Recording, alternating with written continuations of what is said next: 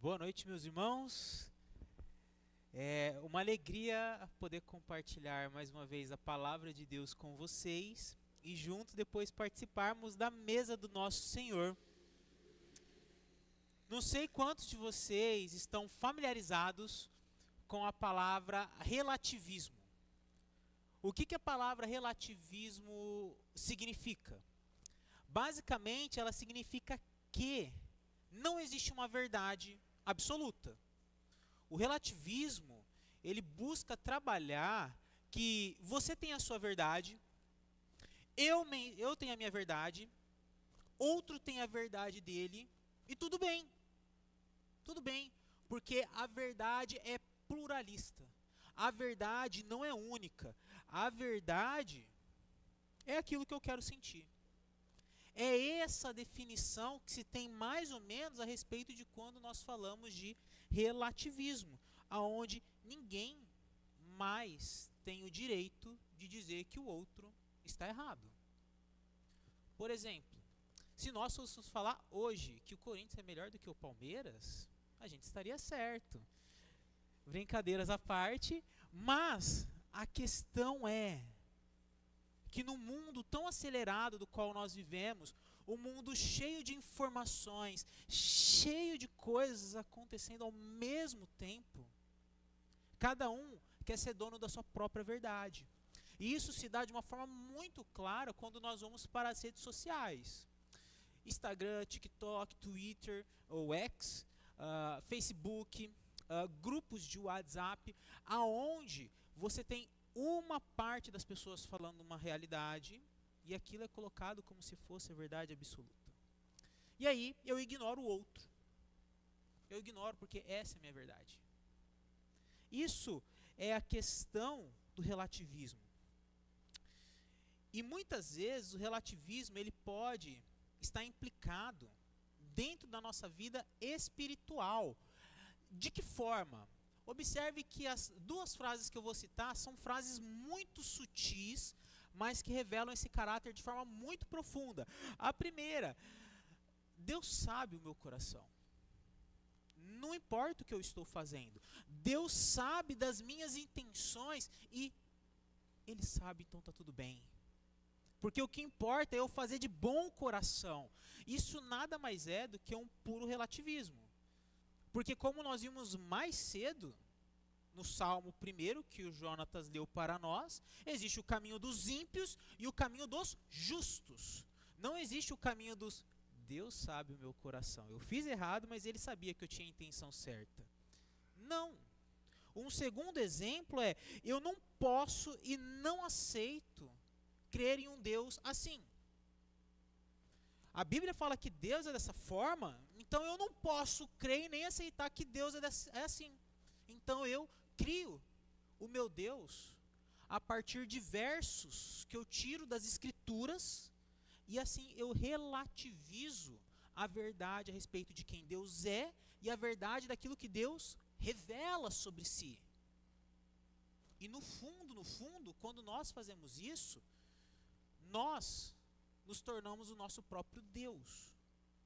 Porque nós moldamos a Deus conforme aquilo que nos agrada. E não conforme Ele se revela. E essa realidade do relativismo não é algo novo para o nosso mundo que nós vivemos hoje. É algo muito antigo nas Escrituras e a igreja que nós vamos ler hoje, a igreja de Pérgamo, ela vivencia essa realidade. A igreja de semana que vem, que nós também vamos refletir, que é de Tiatira, ela também vai refletir um pouco sobre o relativismo. Mas, em específico, a igreja de Pérgamo, ela passa a viver um relativismo a respeito da revelação da palavra de Deus e aquilo que se implica ser fiel ao Senhor. E eu convido vocês a lerem comigo o texto de Apocalipse 2, versículo 12 até o versículo 17.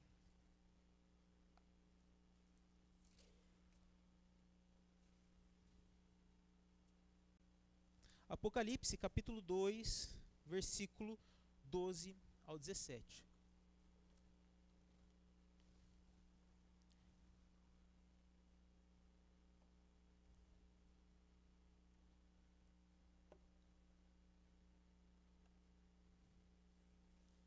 Diz o seguinte, a palavra do nosso Deus: escreva esta carta ao anjo da igreja em Pérgamo.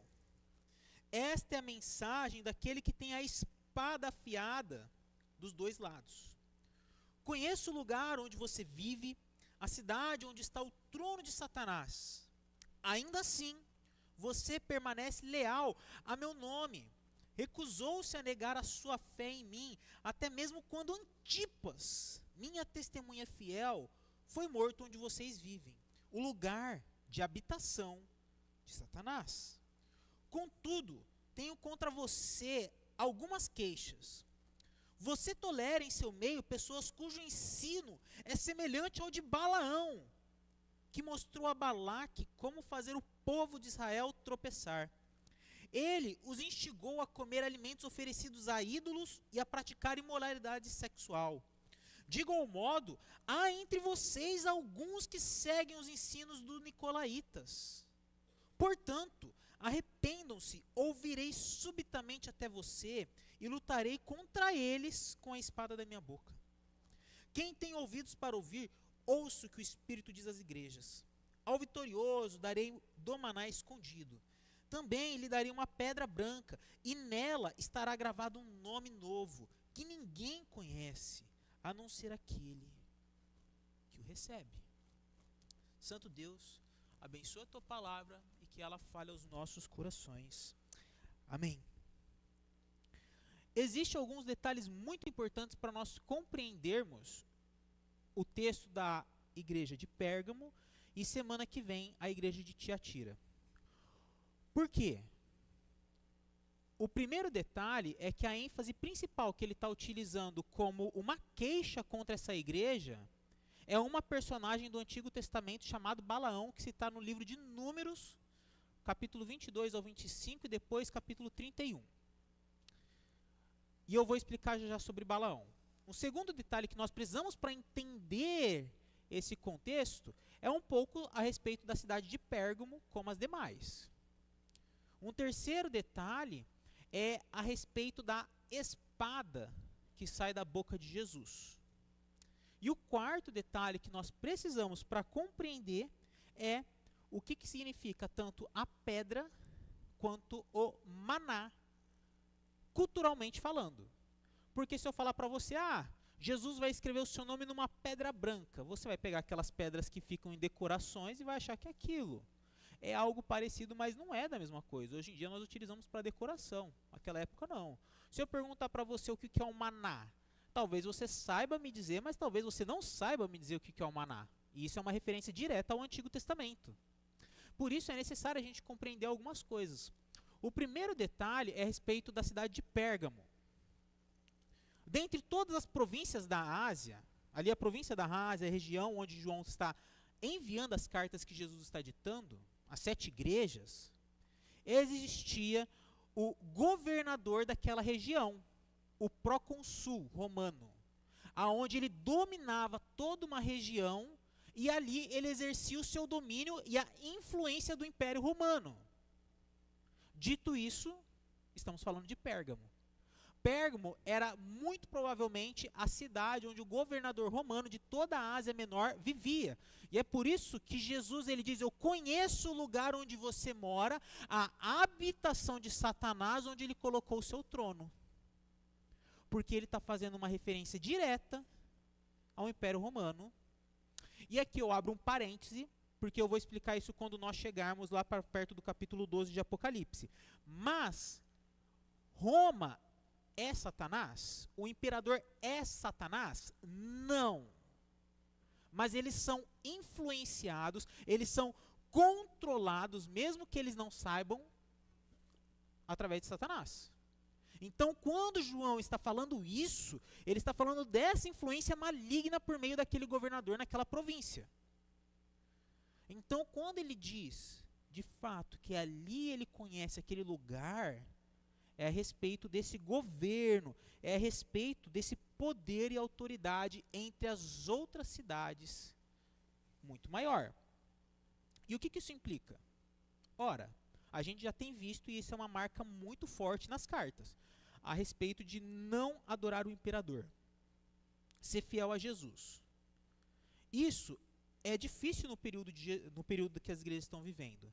Agora, quanto mais você fazer isso onde está o governador da cidade, de toda a província. Normalmente, nós quando vamos andar em algum lugar, a gente se sente mais seguro longe de um carro de uma polícia ou perto de um carro de uma polícia? Perto. Porque perto de um carro de uma polícia é muito improvável que alguém vai tentar fazer alguma coisa. Quando você está na cidade de Pérgamo, é muito improvável que alguém vai tentar se rebelar ou não fazer as coisas que o Império Romano diz. E é por isso que Jesus fala, eu conheço o lugar onde você vive, a habitação de Satanás, onde ele construiu o seu trono. Então Jesus ele tem muita clareza. Mas um segundo detalhe é a respeito da espada. Vocês observaram que Jesus ele se apresenta como aquele que tem uma espada que sai da boca, certo? E aí você talvez fala, pastor, é uma linguagem de Hebreus capítulo 4, versículo 12, e eu falo ovelha. Não é. Não é uma referência a Hebreus capítulo 4, versículo 12, onde diz que a palavra de Deus é mais profunda e eficaz, ela separa o mais profundo do nosso ser. É uma espada de dois gumes. Por que que não é? Porque nas nossas traduções não fica claro, espada é espada em português. Em grego não, em grego eles estão dando o nome de cada espada. A espada, quando nós vamos para o texto ali sendo mencionado, de Hebreus, a espada chama machaira. Machaira, um estilo de espada antiga. Quando você vai para Apocalipse, no primeiro capítulo, no capítulo 2 aqui, e lá no capítulo 19, capítulo 19 e 20, quando Jesus vem para destruir as forças malignas, é a palavra ronfaia, que é uma espada meio curvada com duas lâminas, que corta tanto na frente quanto por trás. Então, não é a mesma espada das boas novas, embora tenha o caráter das boas novas. E por que que Jesus, ele usa uma palavra diferente para descrever? Porque se você conhece um pouco do mundo antigo, Roma tinha uma palavra chamada pax romana. Pax romana, que é por meio da espada, a gladius romana, que é essa espada que vem normalmente na nossa cabeça, no imaginário, a espada romana gladius, era através dela que eles traziam a paz. Uma paz sem voz. Porque se você for contra o império, a espada do romano passará sobre você e a paz vai retornar. Jesus, quando ele fala que ele tem uma ronfaia saindo da sua boca, ele está falando, Roma, o governador que está aí na província, que está aí na cidade de Pérgamo, que oprime o meu povo, que faz o meu povo morrer por fidelidade a mim, ele que tem uma espada para julgar e trazer morte, na verdade sou eu que tenho a espada do julgamento, da justiça e daquele que ouve a voz do povo dele. Porque enquanto a espada de Roma tirava a voz dos cristãos, a espada de Jesus ela é colocada para fora como uma forma de escuta a voz de todos os cristãos. Então, quando Jesus ele começa a sua carta falando que ele tem uma espada que sai da sua boca, ele está falando, vocês não precisam temer Satanás, que ele tem a espada dele para tirar a vida de vocês. Porque eu tenho a verdadeira espada que ceifará a vida de todos aqueles que se rebelam contra mim. É isso que Jesus está querendo dizer nesse primeiro versículo. Um segundo detalhe, esse já foi o segundo, né? A respeito do trono de Satanás, a respeito da espada, que é o significado. Terceiro, o que significa maná? Vou inverter, perdão. Pedra branca. No contexto da cidade, eu já falei para vocês que tem muita questão do comércio, de ganhar a vida, o dia a dia. E você tinha as famosas chamadas guildas comerciais. O que é uma guilda comercial? É um grupo que se junta para conseguir comprar uma mercadoria mais barata, produzir o seu recurso e vender com um preço da qual ele possa lucrar. Você não fazer parte de uma guilda ou de um comerciante significa você comprar um produto muito mais caro. Quando você compra um produto muito mais caro, você vai ter que revender mais caro. Só que quando você revende mais caro, vem o ciclano e fala, R$ 80, R$ 40, eu vou no de R$ 40. O que acontece? Para você conseguir participar dessas guildas, você tinha que adorar o imperador. Você tinha que flexibilizar, relativizar a adoração ao imperador para você conseguir lucrar. Porque senão você ia trabalhar e não ia ter lucro. Não ia conseguir sobreviver muito bem. E essa pedrinha branca era uma pedrinha de alguns, muito provavelmente, era uma pedrinha de algumas pessoas que podiam participar de festas específicas dessas guildas, aonde o maior comércio acontecia. Então, tinha uma conferência dessas guildas, eles iam discutir valores, comércio, e você só poderia entrar nessa festa se você tivesse uma pedrinha branca, para que você então pudesse negociar. Se você não tivesse essa pedra branca, vaza daqui, você não faz parte do nosso membro. E essa informação é importante porque quando nós formos ver, quando Jesus vai falar lá para próximo do capítulo 13 de Apocalipse, que aquelas pessoas que não tinham a marca da besta não podiam nem comprar e nem vender, é dentro dessa perspectiva que está sendo mencionado no texto. Então, essa pedra branca era um convite para participar dessas festas comerciais. Maná. Maná é um suprimento que Deus dava no Antigo Testamento enquanto o povo estava atravessando um deserto. Enquanto o povo não tinha pátria, enquanto o povo ainda não tinha uma moradia, um lugar para falar, minha nação é aqui, Deus ele mandava um pão que descia do céu todo santo dia. Durante 6 dias essas pessoas pegavam pães, no 6º dia era uma porção dobrada para que eles não precisassem pegar no 7º. Ali demonstrava o sustento de Deus por meio da fidelidade espiritual do povo de Israel. E o último, que é a figura de Balaão. Comentei para vocês que Balaão está no capítulo 22 ao 25 de Números. Então, se você quiser depois ler a história dele, vá lá, capítulo 22 a 25 do livro de Números. E depois vocês pulam para o capítulo 31, versículo 16 do livro de Números. Quem que foi Balaão? Balaão era um profeta de Deus. É um profeta de Deus. Balaque era um rei da terra dos Moabitas, que ele estava ouvindo que Israel estava vindo vitorioso, e ele fala, olha, mande chamar esse profeta de Deus, chamado Balaão, para que ele venha e amaldiçoe o povo de Israel. E aí eles vão lá e falam com Balaão. Fala, Balaão, Balaque nos enviou para que você vá amaldiçoe o povo de Israel e, se você for, você ganhará palácios, você vai ganhar dinheiro, você vai ganhar muita grana, você nunca mais vai precisar fazer nada. Balaão fala, olha, preciso orar a Deus e depois eu dou resposta para vocês. Balaão ora, Deus fala, manda esse pessoal meter o pé, você não vai. Balaão vai falar isso para o pessoal.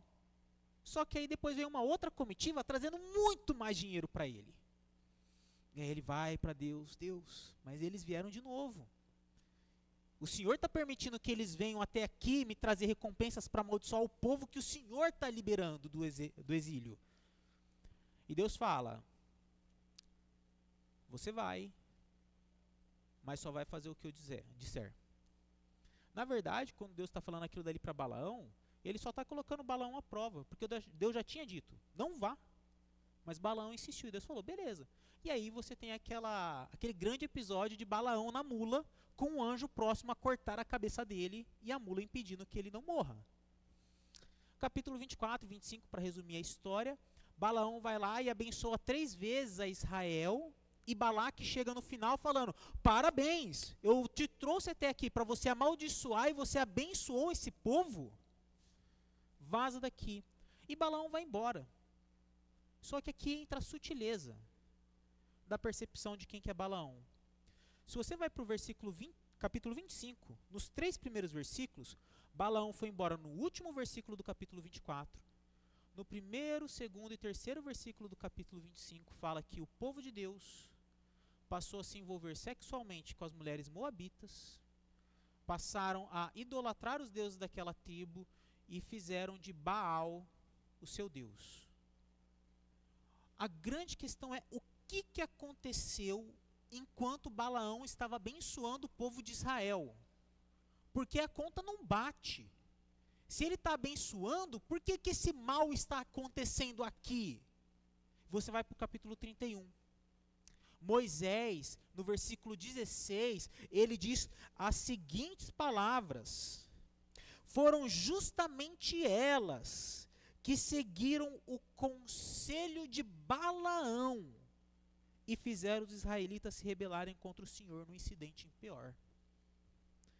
Foi por causa delas que uma praga feriu o povo do Senhor.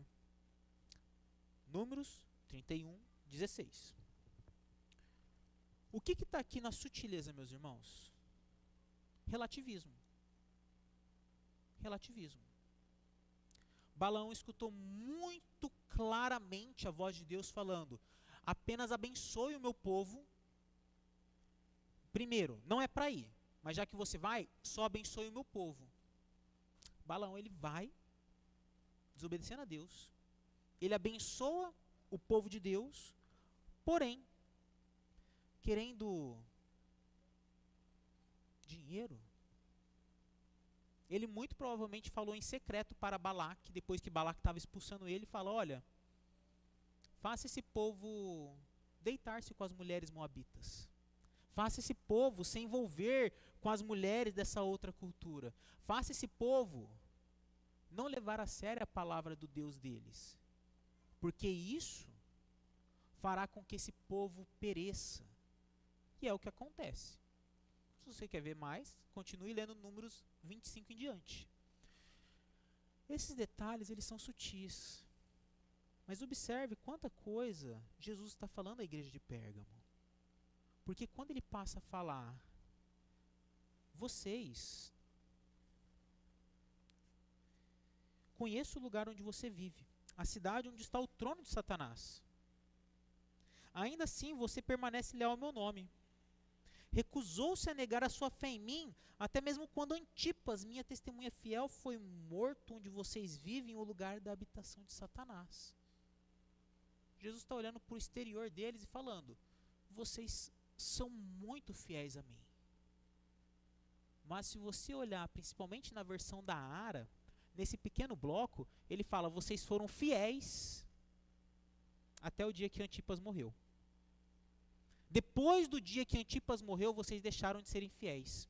Vocês passaram a relativizar aquilo que eu falava para vocês, aquilo que eu lhes dizia como orientação e palavra de Deus, até o primeiro momento onde vocês enfrentaram uma dificuldade da qual vocês não imaginavam que iriam enfrentar por serem fiéis a mim. A partir do momento que vocês foram alertados a respeito disso, vocês viram Antipas, a minha testemunha fiel, o meu Marte, morrer diante dos olhos de vocês, vocês passaram a relativizar tudo aquilo que eu falo para vocês.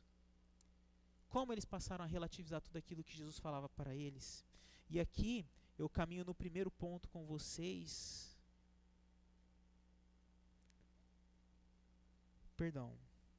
Como que eles passaram a relativizar aquilo que Jesus fez? E aqui eu coloco para vocês que tolerando em seu meio pessoas cujo ensino é semelhante ao de Balaão. E agora sim eu passo para o primeiro ponto do sermão, meus irmãos. O que a igreja de Pérgamo ela quer nos dizer? Ela quer nos dizer para perseverarmos em meio aos falsos ensinos. Como? Estando cientes de que Jesus conhece as tensões da nossa cultura. Jesus conhece as tensões culturais que nós vivemos. Como assim? Jesus, ele não está dizendo para a igreja que ele conhece o lugar onde eles habitam. Ele conhece o lugar onde aquelas pessoas estão vivendo, tocando o seu negócio, onde eles estão o tempo inteiro, como diria um compositor brasileiro, sobre o olhar sanguinário do vigia, que era o imperador. Eles não estavam o tempo inteiro ali tendo o olho do governador romano sobre si, espertos a todo momento, para ver aquilo que eles faziam. Eles não estavam sobre essa pressão constante entre permanecerem fiéis ou morrerem. Jesus conhece essas tensões. E sabe o que Jesus diz? Que isso é importante, mas isso não é o mais importante. Vivenciar as pressões da nossa cultura é algo difícil, e Deus se sensibiliza disso. Por isso ele escreve o livro de Apocalipse, porque ele reconhece que a nossa cultura, tão hostil, tão difícil, nos agride e faz de alguma forma nós pensarmos em não sermos fiéis a Deus. Jesus conhece perfeitamente isso. Ele conhece os pontos de tensões da qual nós vivemos no dia a dia. Ele conhece as fragilidades que nós temos no dia a dia e podemos, talvez, negar ao nosso Senhor com as nossas ações do dia a dia. Jesus conhece. Ele conhece a dificuldade da igreja de Pérgamo. Como? Ele sabe que aquelas pessoas estavam passando fome. Eles não estavam na miséria, mas eles não tinham aquilo que era de bom e melhor na mesa deles todos os dias. Por quê? Se eles tivessem aquilo que é de bom e de melhor na mesa deles todos os dias, significa que eles estavam adorando o imperador. Significa que eles estavam adorando o governador daquela província e automaticamente Roma. E o que significa adorar o imperador? Significa adorar Roma? Significa imoralidade sexual. Porque nos cultos que eles se envolviam, eles tinham que fazer práticas sexuais para então conseguir os seus benefícios. Significava acender incensos a César, proclamando que ele é o Filho de Deus. Significava eles estarem indo semanalmente aonde havia o templo do imperador para entregar as suas ofertas, porque se eles não estivessem ali, muito provavelmente todos os recursos deles começariam a ser cortados. E para nós que vivemos em Campinas, não parece fazer sentido. Por quê? Miriam é um bairro grande, mas não é um bairro grande. Não é tão fácil nem 40% do bairro se conhecer. Então, se alguém faz alguma coisa, ninguém está sabendo. Mas, para quem vem do interior, de Minas, lá do tempão, muito tempo atrás, você tem uma cidadezinha pequena que você é primo do prefeito, de tão próximo que todo mundo se conhece. Se você faz alguma coisinha, todo mundo está sabendo. Quando nós vamos para esse mundo antigo, nós temos que entender que as cidades lá, elas não eram cidades gigantes como Campinas, e as pessoas se conheciam. Não era tão pequena também, mas era muito fácil as pessoas saber o que as outras faziam ou não faziam. Então, não ser fiel ao imperador era algo muito escancarado na vivência dessa igreja. E aquele que pagou o preço disso foi Antipas, que é mencionado, que ele pagou com a vida. Por quê? Porque ele se negou a flertar e relativizar a fé dele frente às tensões da cultura. Talvez no nosso dia a dia, nós somos colocados por causa das redes sociais, ou porque as pessoas querem posicionamentos nossos a todo momento, a tomarmos atitudes sem pensar. E ao tomarmos atitudes e posicionamentos sem pensar, nós tomamos caminhos que não pertencem a Deus. E assim nós passamos a adorar aos espíritos, aos deuses da nossa época, ao invés de Cristo. Como nós podemos vivenciar essas tensões da nossa cultura? Um exemplo muito prático é sonegar imposto de renda. Ninguém gosta de pagar imposto de renda. Mas nós, como discípulos de Jesus, somos chamados a vivermos no caminho da verdade. Somos chamados a viver no caminho da verdade. E é por isso que nós damos a César o que é de César. E damos a Deus o que é de Deus. A nossa fidelidade. Por quê? Porque é Deus quem nos sustenta. Não é o nosso trabalho. Tudo aquilo que nós temos vem do nosso Senhor. Não vem da nossa capacidade. Um outro exemplo é nós termos que nos envolver com coisas ilícitas para conseguir um dinheirinho.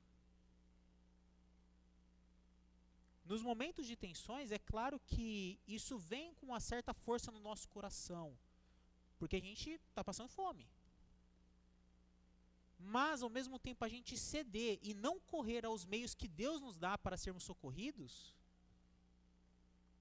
é a mesma coisa de nós falarmos que não confiamos em Deus como nosso sustentador.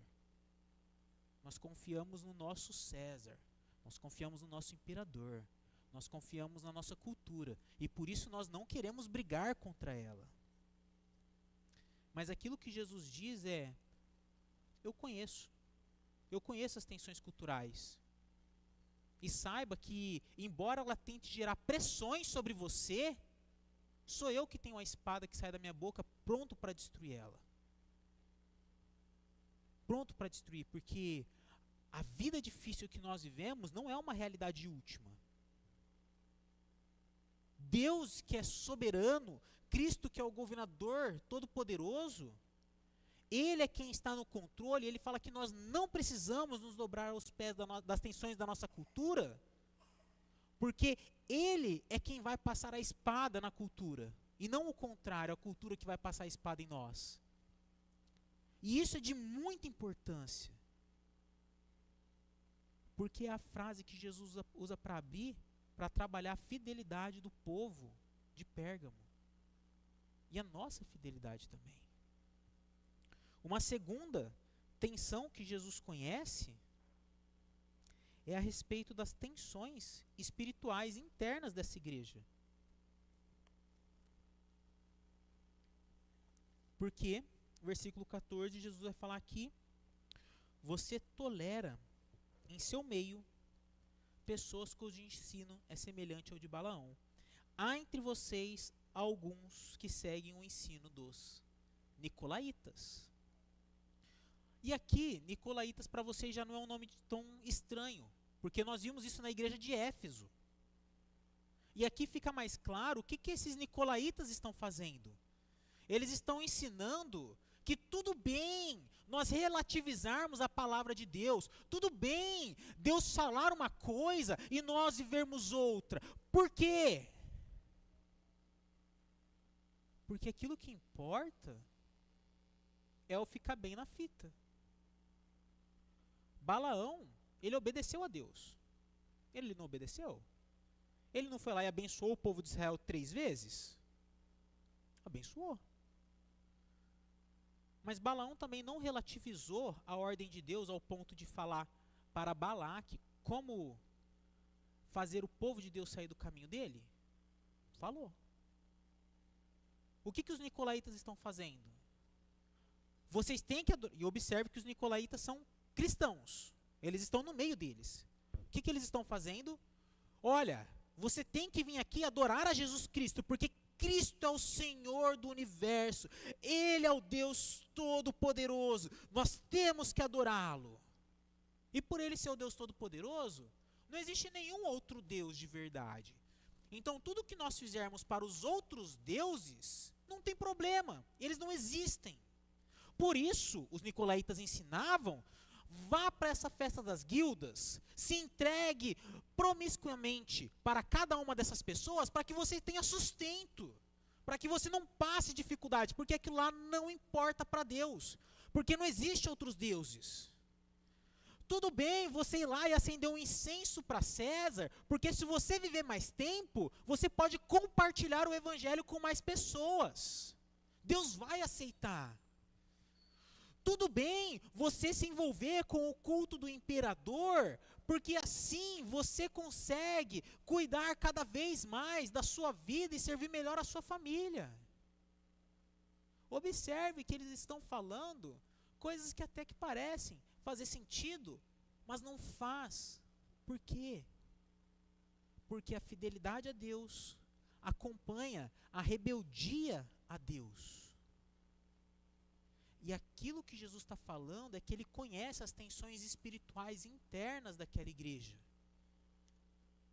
Ele conhece a infidelidade do interior. E esse é o mal maior. O mal maior para Jesus, meus irmãos, não se espantem. E depois, se vocês quiserem, eu posso conversar um pouco melhor sobre essa frase com vocês. Mas o maior mal para Jesus não é nós passarmos dificuldades. Não é nós morrermos. Não é nós nos sentirmos com medo às vezes. Esse não é o maior mal para Jesus. O maior mal para Jesus é a infidelidade do nosso coração. O maior mal para Jesus é um coração que se diz estar entregue a Deus, mas nas suas práticas e no seu desejo mais profundo, está entregue aos falsos deuses da nossa cultura. Esse é o maior mal para Cristo. Não o nosso estado físico. Por que não é o nosso estado físico? Porque Jesus, como nós vimos hoje na nossa escola bíblica dominical, ele é aquele que garante o único consolo nessa existência nossa. Porque quer a gente viva, quer a gente morra, nós não pertencemos a nós mesmos, nós pertencemos a tão somente o nosso Senhor. Por isso que a nossa vida material, ela é importante para Jesus? É, mas ela não é a mais importante para Jesus, porque Jesus ele quer um coração quebrantado diante dele, e é por isso que nós lemos o Salmo primeiro que fala que feliz é quem anda nos caminhos do Senhor, quem medita na sua palavra, porque os ímpios, aqueles que se assentam na roda dos escarnecedores, passarão como uma folha seca que logo some. Mas aqueles que buscam na palavra do Senhor e se firma desta forma para viver a vida, esses têm um bom olhar para com Deus. Se você olhar lá no início do capítulo 2, quando Jesus fala a respeito dos nicolaítas, vocês lembram que palavra Jesus cita?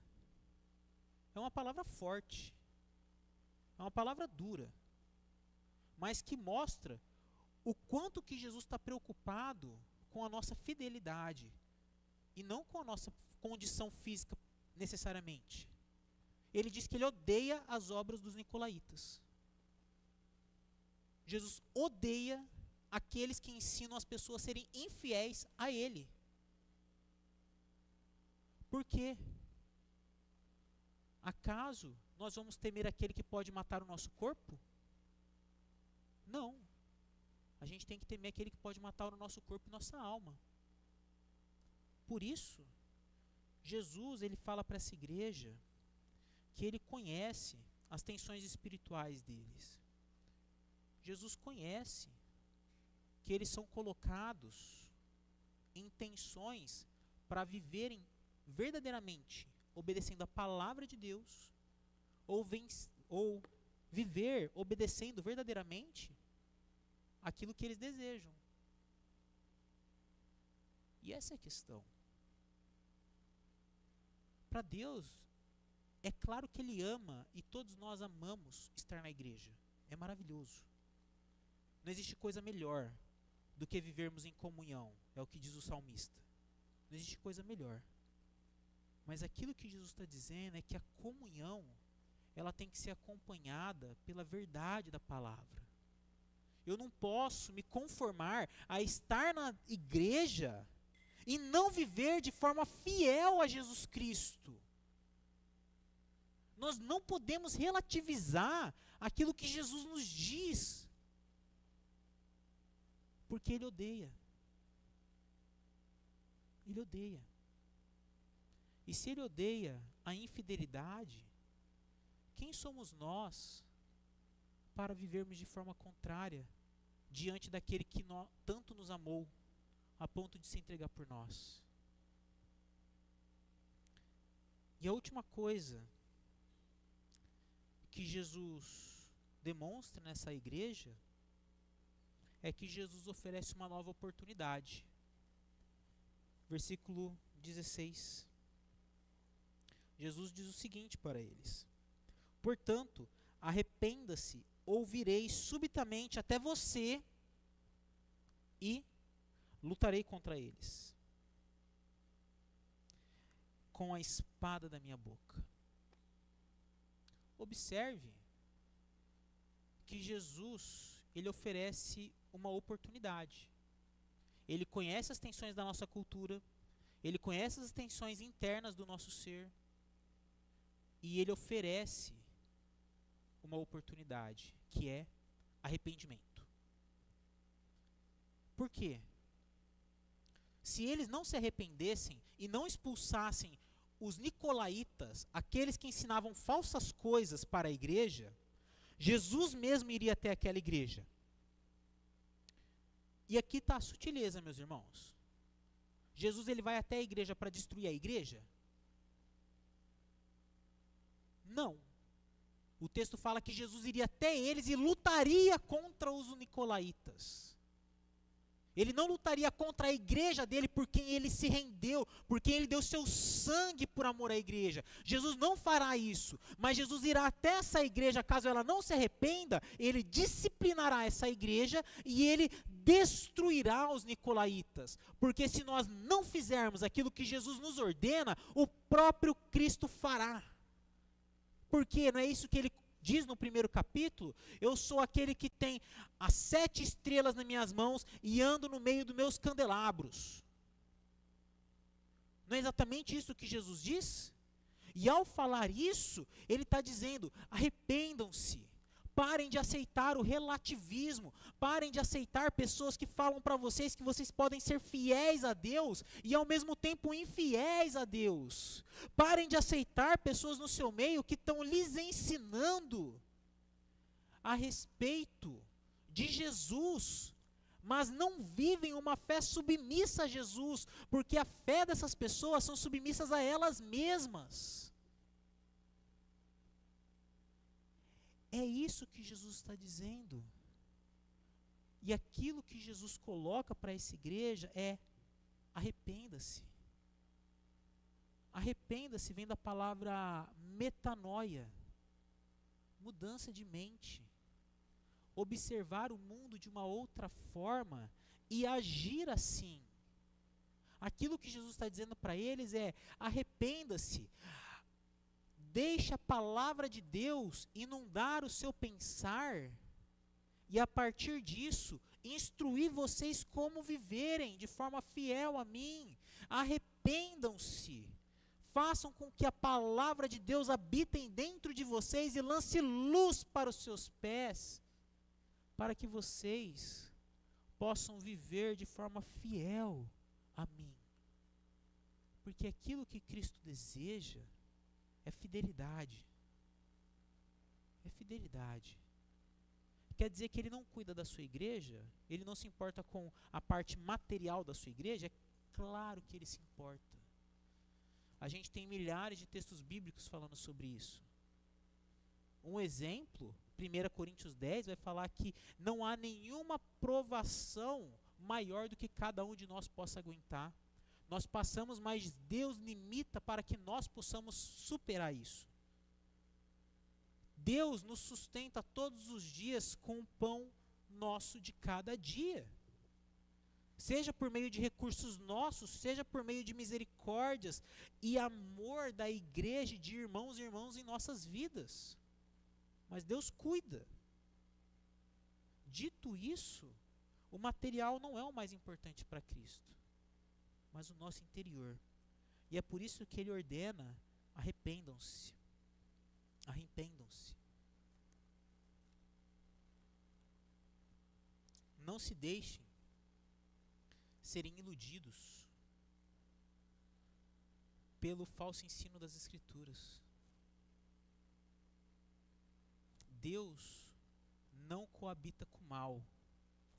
Deus não anda em trevas. Deus não negocia o seu governo com ninguém.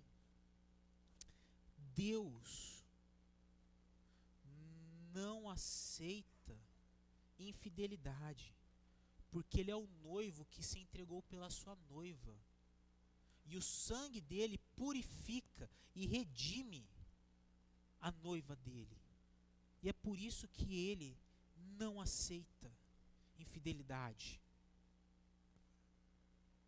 Para aqueles que são vitoriosos, aqueles que perseveram até o fim, aqueles que mantêm-se fiel a Jesus Cristo em um mundo de infidelidade, aqueles que mantêm o coração rasgado diante de Jesus, em chamas diante de Jesus, aqueles que obedecem a Deus perfeitamente, são aqueles que são chamados de vitoriosos. Vitoriosos por quê? Fazem algo por merecer? Não, mas porque eles descansam e obedecem àquele que é o verdadeiro vitorioso. E o vitorioso é aquele que nos promete duas coisas: um maná espiritual e uma pedra com um novo nome. Enquanto na cultura de Pérgamo eles estavam relativizando a fé para ter a pedrinha, para conseguir ganhar a vida, para entrar em banquetes e desobedecerem a Deus através disso, Jesus fala: aquele que for vitorioso, este ganhará a pedra branca.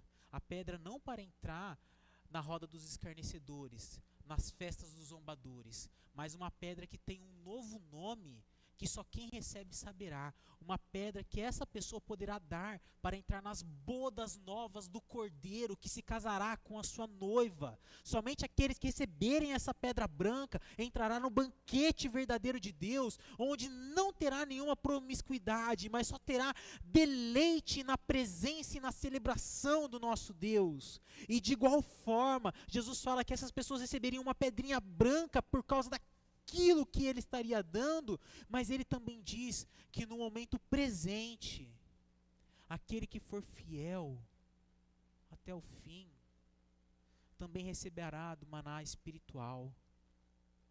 E o que é esse maná espiritual, meus irmãos e minhas irmãs?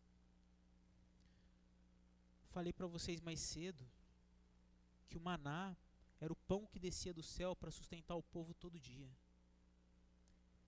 E aquilo que o apóstolo João, o mesmo que escreve o livro de Apocalipse, no 6º capítulo do seu evangelho, ele fala que Jesus é o maná de Deus. Jesus é o pão que desceu do céu. Jesus é o verdadeiro alimento espiritual para cada um de nós. E aquilo que Jesus promete para todos aqueles que se mantêm fiéis a Ele é alimento espiritual hoje. É se alimentar do maná escondido hoje, é ter suprimento espiritual hoje, porque Jesus nos dando um maná escondido, que é Ele mesmo, isso fará com que cada um de nós possa lidar com as dificuldades externas e as dificuldades internas para relativizarmos a fé. Por Jesus ser o nosso alimento, nele nós temos o sustento para não cedermos à infidelidade do nosso coração. E isso é de tal forma que Jesus, ele demonstrou que na última ceia, enquanto ele estava com os seus discípulos, ele disse: eu faço uma nova aliança que é feita no meu sangue. Vocês já pararam para prestar atenção que a aliança, ela só existe se as duas partes são fiéis? Se alguém é infiel numa aliança, ela ainda existe? Não. Não. Mas biblicamente Deus fala que mesmo o povo dele sendo infiel, ele permanece fiel, porque ele não quebra a aliança dele. E é por isso que Jesus, tendo tomado pão e sabendo que ele seria traído, e abandonado pelos seus, ele fala: este é o meu corpo, ele será rasgado em favor de vocês, ele será destruído na cruz por causa de vocês, em favor da nova aliança, uma aliança que será feita através do meu sangue, onde eu selarei cada um de vocês. Cristo, aquele que foi fiel até a morte, e morte de cruz, ao ser abandonado por todos aqueles com quem ele chamava de amigo, ele morre naquela cruz, mas ressuscita ao terceiro dia. E ao ressuscitar ao terceiro dia, para todos aqueles que são fiéis a ele, ele lhes derrama o Espírito Santo. Um Espírito que nos capacita a sermos fiéis. Todos aqueles que creem em Jesus e submetem a sua vida a ele, recebem um Espírito de Deus que faz com que cada um possa ser fiel até o fim. Possa ser fiel sem relativizar a verdade de Deus. Porque na cruz, Deus não relativizou a nossa salvação. Ele não considerou que qualquer coisa poderia nos salvar. E de igual forma, ele derrama o seu Espírito em nós, para que nós reconheçamos que nada além dele pode nos salvar. É exatamente isso que eu quero celebrar com vocês, meus irmãos. Uma mesa que é uma mesa da graça de Cristo. É uma mesa que sempre quando nós participamos dela, nós lembramos o quão indignos nós somos. Mas nós lembramos o quão gracioso nosso Deus é. Porque ainda que nós fôssemos pecadores, Deus não levou isso em conta, mas se entregou e morreu por nós, a fim de nos salvar em Cristo Jesus. Mesmo que até hoje a gente esteja relativizando a fé, a verdade, por meio da mesa nós temos a oportunidade de nos arrependermos e nos nutrirmos da verdade bíblica e tomarmos um novo caminho para a nossa vida. Porque a mesa do Senhor é a mesa da restauração, é a mesa da nova aliança, é a mesa para nós, que somos pecadores, mas que temos um Deus grandioso e gracioso, que nos concede vida. Eu gostaria de pedir a ajuda do Jonatas, do Alexandre, para estarmos participando desse momento da ceia. Também vou pedir para o Evandro estar ajudando a entregar aqui.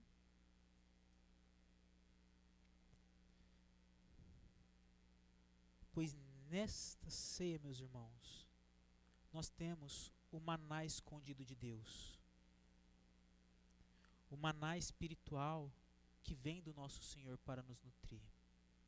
Um maná chamado Ceia do Senhor, da qual nós celebramos juntos. Vou pedir para que todos aqueles que participam da ceia se levantar, para que as pessoas possam ir passando e entregando.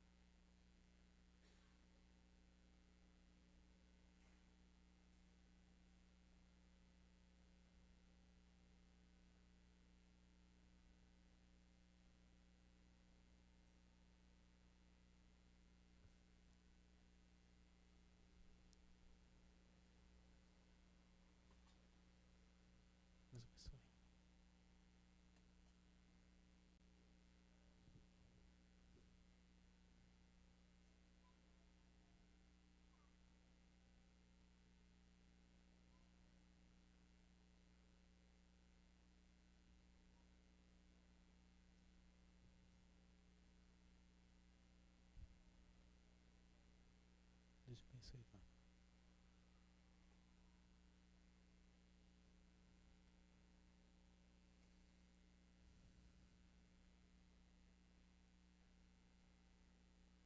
Este é o corpo de Cristo, que é entregue por cada um de nós. Um corpo que é esmagado na cruz em nosso lugar. Um corpo de um Deus homem fiel, que a fidelidade dele nos preencha e nos leve a ser fiéis, porque ele assim nos promete que a gente coma do corpo.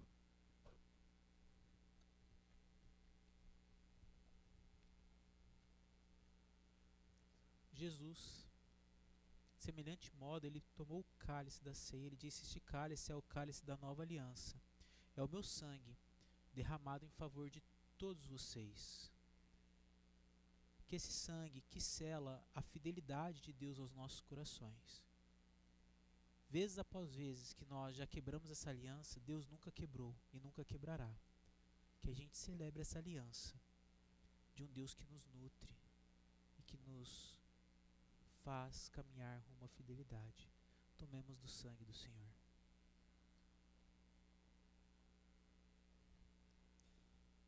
Cristo amado,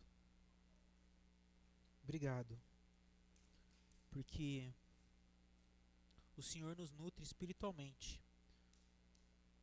com o seu corpo para vivermos de forma fiel, mesmo em meio a um mundo relativista onde faz a sua palavra não ser levada a sério. Que a ceia do Senhor nos leve a essa compreensão, mas também nos leve a uma compreensão ainda maior, que é a da sua graça e misericórdia. Porque quando nós nos arrependemos, o Senhor nos perdoa, Pai. E por meio dessa mesa, por meio da ceia, nós pedimos ao Senhor perdão pelos nossos pecados, perdão por relativizarmos tantas vezes a tua palavra, a fim de nos beneficiarmos. E nos ajuda, Pai, por meio desse arrependimento, a sermos fiéis, mesmo que isto custe a nossa vida, porque o Senhor se importa com a nossa fidelidade. E nisso a gente pode descansar, porque sabemos que a nossa vida está no Senhor, então não precisamos temer perdê-la ou não, por sermos fiéis a Ti. Obrigado pelo seu sacrifício, meu Senhor. Amém. Meus irmãos, e duas aplicações para nós respondermos a essa verdade bíblica que nós vimos com a igreja de Pérgamo. Como que nós podemos lidar diante desse texto no nosso dia a dia? Primeira, busque conhecer as Escrituras. Busque conhecer as Escrituras. A Bíblia é um livro maravilhoso. É um livro maravilhoso. Mas se você me disser que é um livro fácil, aí a gente tem uma pequena discordância. Porque ele não é um livro tão fácil.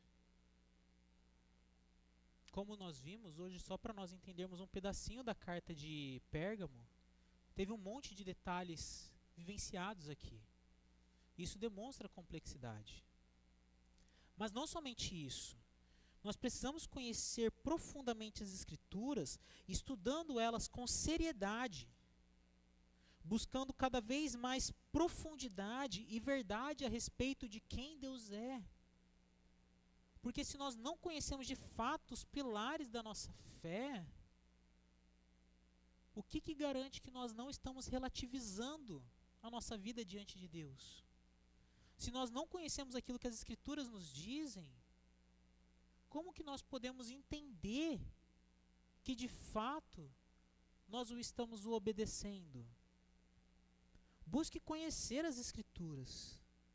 Todos os dias nós somos bombardeados por heresias. Todos os dias nós somos bombardeados por mentiras. Um exemplo, o Jonatas ele citou hoje na IBD um vídeo de um influenciador do YouTube trabalhando sobre a adultização de crianças. Um vídeo muito forte, muito pesado. Depois, se vocês procurarem para ver, é importante para conscientizar. Mas a parte disso, nós cometemos o mesmo erro, não no, conforme o vídeo do que o Felca trabalha, mas quando nós adultizamos as crianças de nossa igreja. Por exemplo, uma criança que ficou muito famosa na internet nos últimos tempos, que é o pastor Mirim. A gente entende que porque está fazendo algo sagrado, é algo louvável a Deus. Não. Não é algo aceitável diante do Senhor. Como que a gente pode saber isso? Conhecendo a palavra de Deus. Porque a palavra de Deus fala que primeiro, para a pessoa ser pastor, ela tem que ser experimentada na fé. E uma criança não é experimentada na fé. Você não deixa um carro na mão de uma criança. Nós só podemos compreender essas coisas se nós conhecemos as Escrituras Sagradas. E conhecer as Escrituras Sagradas, meus irmãos, exige intencionalidade. Na nossa igreja, nós temos a escola bíblica dominical, todo domingo às 5h30. Um momento muito oportuno, muito profundo, para crescermos na fé e compreendermos as Escrituras. Para permanecermos fiéis ao Senhor, nós precisamos reconhecer que somente Ele é que nos sustenta e nos fortalece em todos os momentos e dilemas da nossa vida. E para isso nós precisamos saber o que a palavra de Deus diz e não o que o nosso coração diz. Tem uma canção evangélica muito interessante, que uma estrofe dela diz o seguinte: assim diz o Senhor, e não no eu sinto ou eu acho que.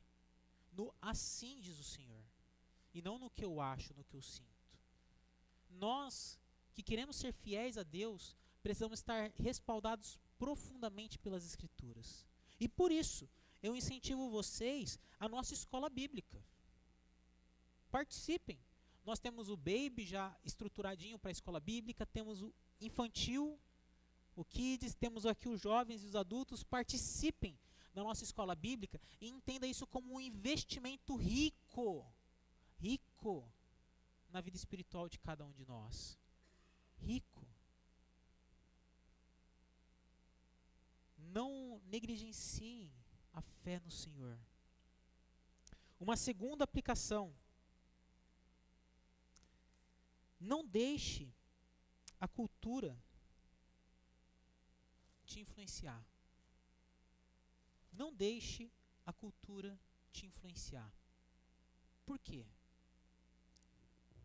Com os nossos trabalhos, o nosso dia a dia, nós vemos várias coisas acontecendo, pessoas sendo promovidas, pessoas erguendo de cargo muito rápido, pessoas faturando, pessoas tendo sucesso, e nós aqui sendo fiéis a Deus, não tendo a mesma velocidade nessas coisas.